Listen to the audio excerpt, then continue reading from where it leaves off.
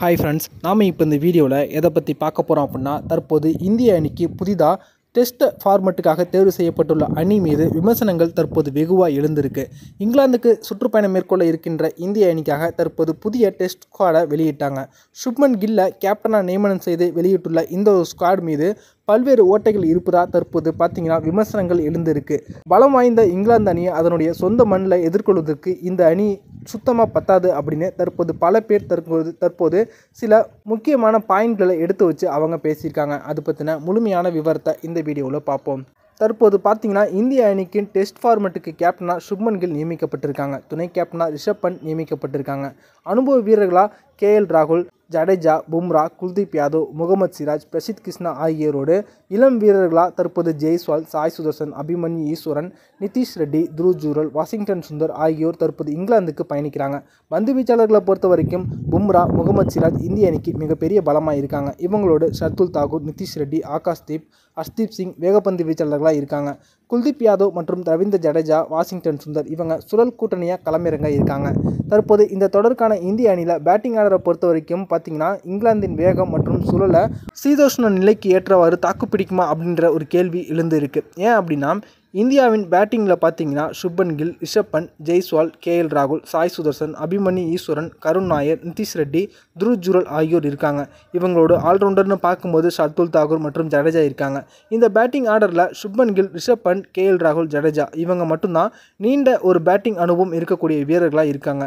இந்திய டெஸ்ட்டில் மிடில் ஆர்டரில் கடந்த பல வருடங்களாக தாங்கி பிடித்து கொண்டிருந்த விராட் கோலி, ரஹானே, புஜாரா, ரோஹித் ஆகியோர் தற்போது ஒருவர் கூட அணியில் இல்லை. இவங்க இல்லாமல் தற்போது முதல் முறை இந்திய அணி பார்த்தீங்கன்னா இங்கிலாந்துக்கு சுற்றுப்பயணம் மேற்கொள்கிறாங்க. ஆண்டர்சன், ஸ்டூவர்ட் பிராட் அப்படின்ற 2 ஜாம்பவான்கள் தற்போது இங்கிலாந்து அணியில் ஆடாவிட்டாலுமே மற்ற பந்து வீச்சாளர்கள் இந்திய அணிக்கு பெரும் சவால் தருவாங்க. இவங்களை எப்படி இந்திய இளம் வீரர்களான சாய் சுதர்சன், ஜெய்ஸ்வால், நிதிஷ் ரெட்டி, துருவ் ஜூரல், அபிமன்யு ஈஸ்வரன் ஆகியோர் தற்போது இங்கிலாந்து அணியை அவங்களுடைய சொந்த மண்ணில் சமாளிக்க போகிறாங்க அப்படின்ற ஒரு பெரிய கேள்வி எழுந்திருக்கு.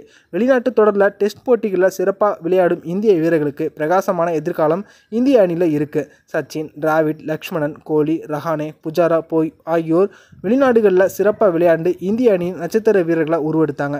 அப்படி ஒரு பொன்னான வாய்ப்பு தான் இந்த இளம் வீரர்களுக்கு கிடைச்சிருக்கு. மொத்தம் உள்ள 5 டெஸ்ட் போட்டிகளில் கிடைத்த வாய்ப்பை சரியாக பயன்படுத்தி ஜொலிச்சாங்க அப்படின்னா இந்திய டெஸ்ட் அணியில் நீண்ட காலம் அவங்க இடத்தை தக்க வைக்கலாம். விராட் கோலி இல்லாத சூழலில் அவருடைய 4வது இடத்துல சுப்மன் கில் ஆட இருப்பதாக தகவல் வெளியாகியிருக்கு.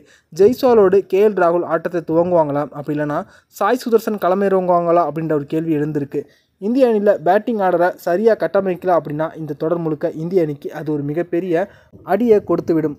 ஜோ ரூட், பென் ஸ்டோக்ஸ் அப்படின்னு ஜாம்பவான்கள் நிறைந்த இங்கிலாந்து அணியை தற்போது இளம் வீரர்கள் அடங்கிய ஒரு படையோடு இந்திய அணி இந்த தொடரில் சமாளிக்க முடியுமா அப்படின்னு கேட்டால் அது மிகப்பெரிய சந்தேகம் தான் அப்படின்னும் தற்போது முன்னாள் வீரர்கள் பல பேர் பார்த்தீங்கன்னா தகவலை வெளியிட்டிருக்காங்க. இந்திய அணியுடைய பேட்டிங்கை பொறுத்த வரைக்கும் டாப் ஆர்டர், மிடில் ஆர்டர் அப்படின்னு அனைத்துமே பார்த்தீங்கன்னா இங்கிலாந்து மண்ணில் விளையாடக்கூடிய அளவுக்கு அனுபவம் கிடையாது.